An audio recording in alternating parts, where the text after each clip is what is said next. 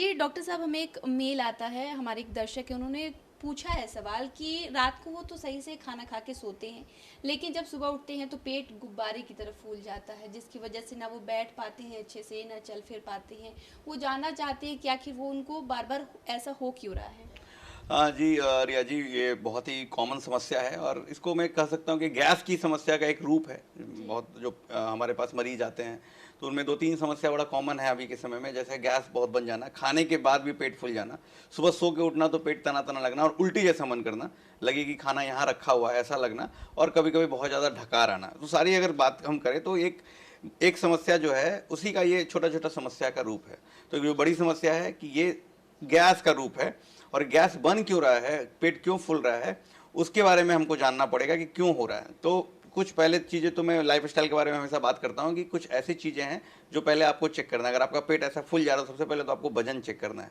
तो मैं ideal weight के बारे में पहले भी बात कर चुका हूँ। अपना हाइट सेंटीमीटर में निकाल लीजिए। मान के चलिए आपका हाइट 160 सेंटीमीटर है, तो आपका आइडियल वेट उसमें 100 घटा दीजिए आप, तो 60 केजी आपका आइडियल वेट होना चाहिए। उससे आप कितना ऊपर हैं खुद आज से आप कैलकुलेट कर लीजिए। अगर वो ओवर वेट आप हैं या फिर आप ओबेसिटी के शिकार हैं, तो ये मोटापा भी एक कारण होता है गैस की समस्या का, पहली बात।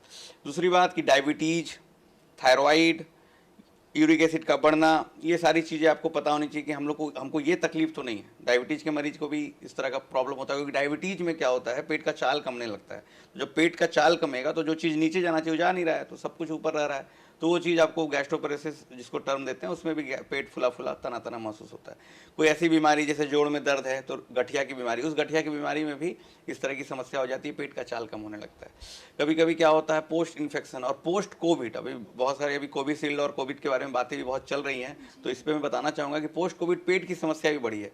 मैं कोविड वैक्सीन की बात नहीं कर रहा हूँ, मैं कोविड बीमारी की बात कर रहा हूँ। जो कोविड बीमारी से रिकवर हुए पेशेंट हैं, उनको पेट में आईबीएस नाम की बीमारी बढ़ गई, उनको पेट में गैस बनने लगा, गैस्ट्रोपेरेसिस बढ़ गई। तो ये पोस्ट कोविड, ये पहले भी रिसर्च में था कि कोविड होने से एक ट्रॉपिकल स्प्रू नाम की बीमारी होती थी, जिसमें डायरिया होने लगता था, और आईबीएस होता है।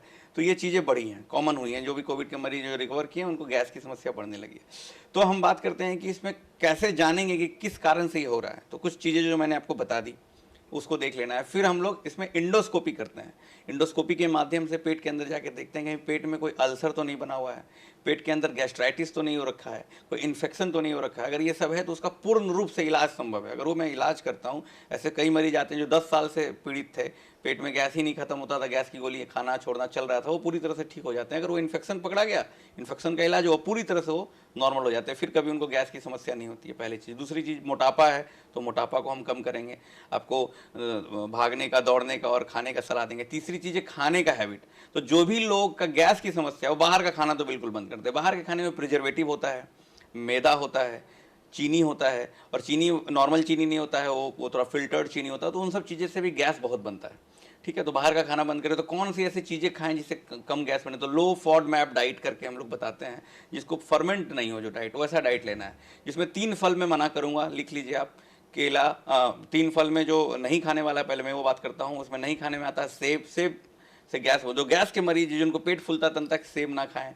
दूसरा होता है वाटरमेलन, तीसरा आम। अभी आम का सीजन भी आ रहा है, तो जी, अनफॉर्चुनेटली गैस के मरीज को आम कम खाना चाहिए। तो ये 3 चीज़ के अलावा जो भी फल आपके पास वो आप सेवन कर सकते हैं। दूसरा दूध, दूध और दूध से बना हुआ प्रोडक्ट गैस वाले मरीज के लिए हानिकारक है, तो उसको नहीं। आप दूध की जगह दही का सेवन करें, अल्टरनेटिव दे रहा हूँ। तीसरी चीज़ आती है नॉनवेज में। चिकन, अंडा अच्छा है लेकिन उसका ग्रेवी खराब है। अब अगर आप खाते हैं, चिकन के प्रेमी हैं, तो उसका जो ग्रेवी है वो खाना बंद कर दें। चिकन खाएं, उसका जो रस वाला चीज़ है उसको अवॉइड करें, उससे गैस बनता है।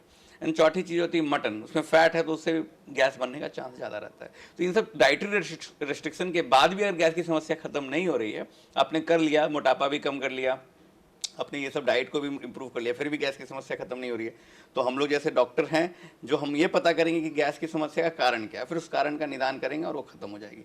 और अंतिम एक चीज़ बहुत इंपॉर्टेंट आती है कि कभी कभी हम लोग नज़रअंदाज करते रहते हैं और नीचे बहुत बड़ी बीमारी छुपी होती है, जैसे पेट का कैंसर।